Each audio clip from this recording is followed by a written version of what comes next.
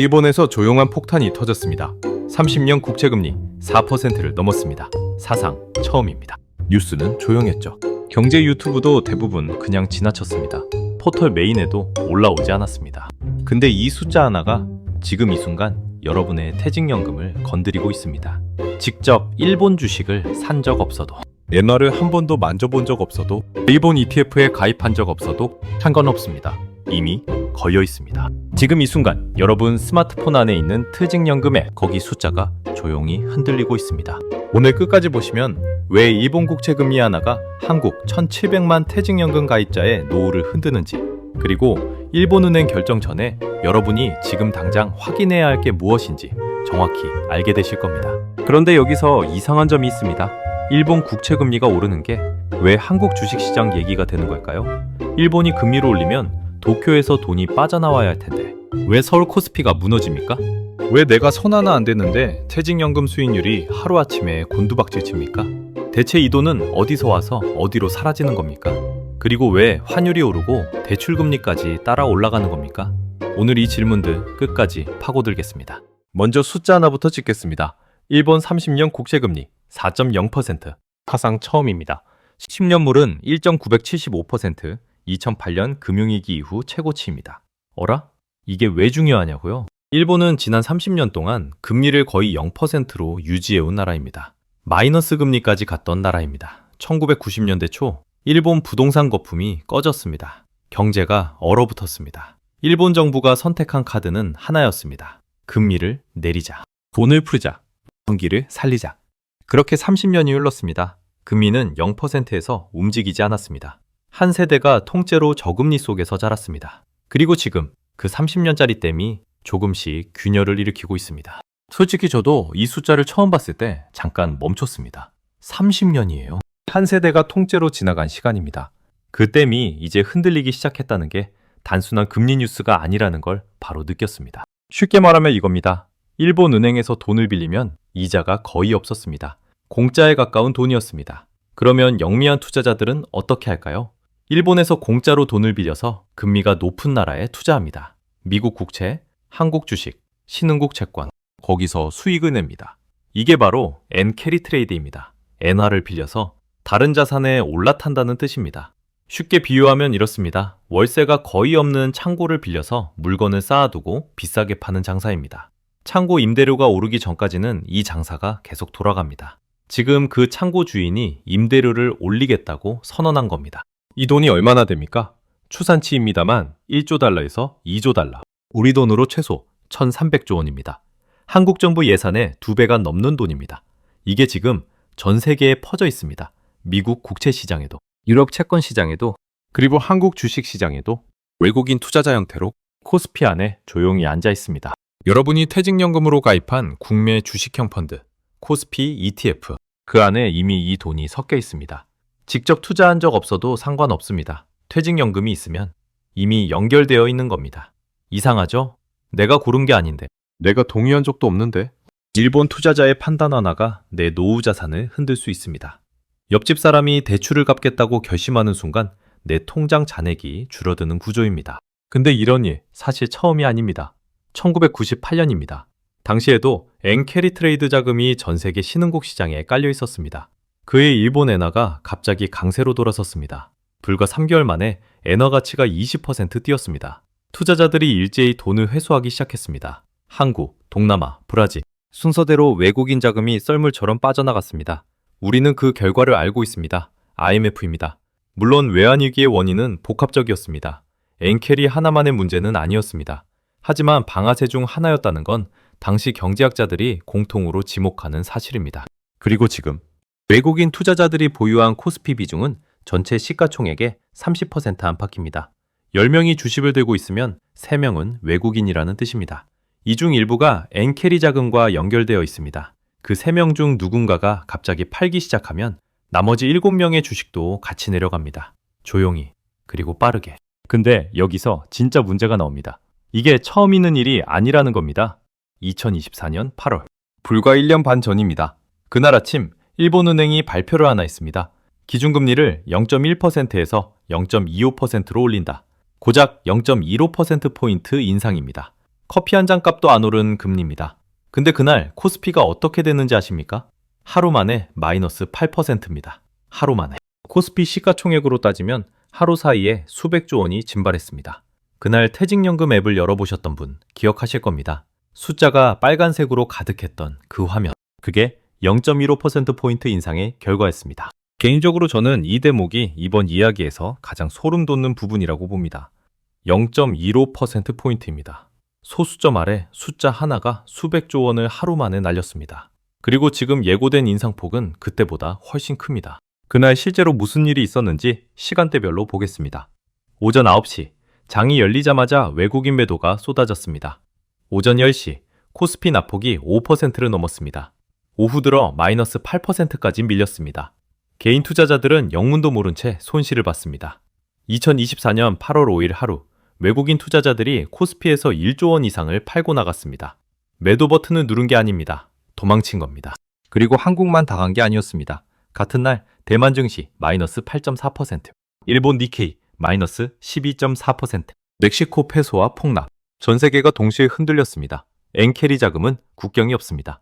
한국, 대만, 멕시코. 금리가 높은 곳이면 어디든 들어가 있다가 신호 하나에 동시에 빠져나옵니다. 펀더멘탈이 아니라 자금의 방향이 문제입니다. 그리고 그 자금이 지금 또다시 출구를 향해 고개를 돌리고 있습니다. 근데 반전이 있어요. 지금 일본은행이 예고하는 금리 인상은 그때와 차원이 다릅니다. 현재 기준금리 0.5%, 2026년 2분기 추가 인상 전망, 2024년 8월 당시 인상폭의 몇 배가 될 수 있는 상황입니다. 그런데 아무도 준비하지 않았습니다. 2024년 8월에 당했습니다. 뉴스에서 잠깐 떠들었습니다. 그리고 잊었습니다. 퇴직연금 포트폴리오 바꾼 분 주변에 몇 명이나 계십니까? 예고편을 봤는데 본편 티켓을 그냥 들고 있는 겁니다. 그렇다면 대체 왜 이런 일이 벌어지는 겁니까? 구조를 세 층으로 해부해 드리겠습니다. 첫 번째 층, 표면 원인입니다.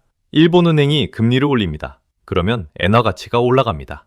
일본 금리가 오르면 일본 자산을 사려는 수요가 늘어납니다.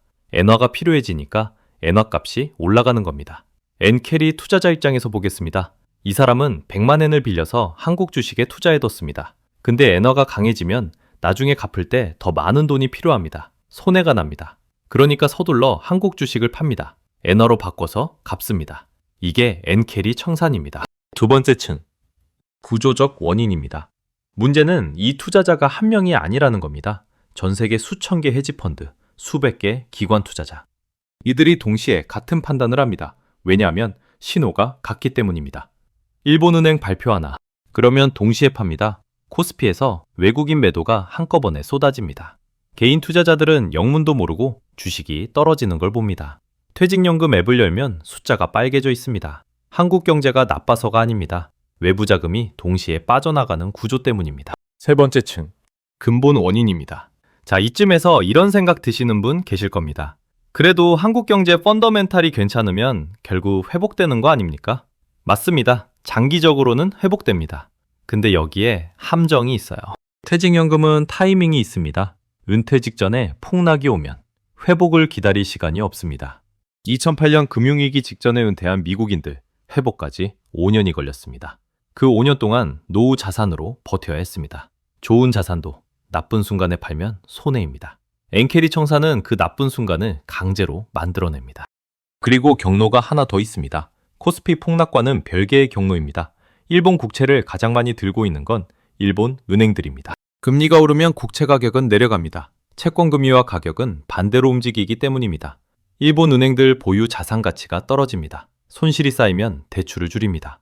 글로벌 신용 경색이 시작됩니다. 그러면 한국 기업들이 쓰는 달러 조달 비용이 올라갑니다. 기업 대출 금리가 오릅니다. 은행 대출 금리도 따라 오릅니다. 주식으로 당하거나 금리로 당하거나. 두 가지 경로가 동시에 열려 있습니다. 저는 이 두 번째 경로가 더 무섭다고 봅니다. 주식은 안 해도 대출은 다들 있으니까요. 그렇다면 여기서 진짜 화나는 질문을 하나 드리겠습니다. 금융당국은 이 사실을 몰랐을까요? 아닙니다. 알고 있었습니다. 2024년 8월 코스피가 하루 만에 마이너스 8% 폭락했을 때 금융당국이 내놓은 공식 입장은 이겁니다. 국내 경제 펀더멘탈은 견조합니다. 그게 전부였습니다. 엔캐리 청산 위험에 대한 공식 경고 단 한 번도 없었습니다. 퇴직연금 가입자 1,700만 명에게 이런 구조적 위험이 있다고 설명한 적이 없습니다. 이상하죠? 1700만 명의 노후 자산이 걸린 위험을 알고도 말하지 않는 게 맞습니까? 여기서 패턴이 하나 보입니다. 1997년 외환위기 직전. 정부는 뭐라고 했습니까? 우리 경제 펀더멘탈은 튼튼합니다. 그리고 석 달 뒤 IMF였습니다. 그해 겨울 기업들이 줄도산했습니다. 직장인들이 거리로 나왔습니다. 금모으기 운동이 시작됐습니다. 2024년 8월 코스피 마이너스 8% 폭락 직후 금융당국은 뭐라고 했습니까? 국내 경제 펀더멘탈은 견조합니다. 말이 똑같습니다. 30년 전과 토시 하나 안 바뀌었습니다. 이게 우연입니까? 그런데 여기서 한 가지 더 있습니다. 퇴직연금 제도 자체가 이 위험을 키우고 있습니다. 2023년 한국에 디폴트 옵션이 도입됐습니다. 가입자가 직접 운용 지시를 안 하면 자동으로 특정 상품에 투자되는 제도입니다. 좋은 취지였습니다. 방치된 퇴직연금을 굴려주겠다는 겁니다. 근데 결과가 어떻게 됐습니까? 디폴트 옵션 상품 중 상당수가 주식형 펀드 혹은 주식 혼합형입니다.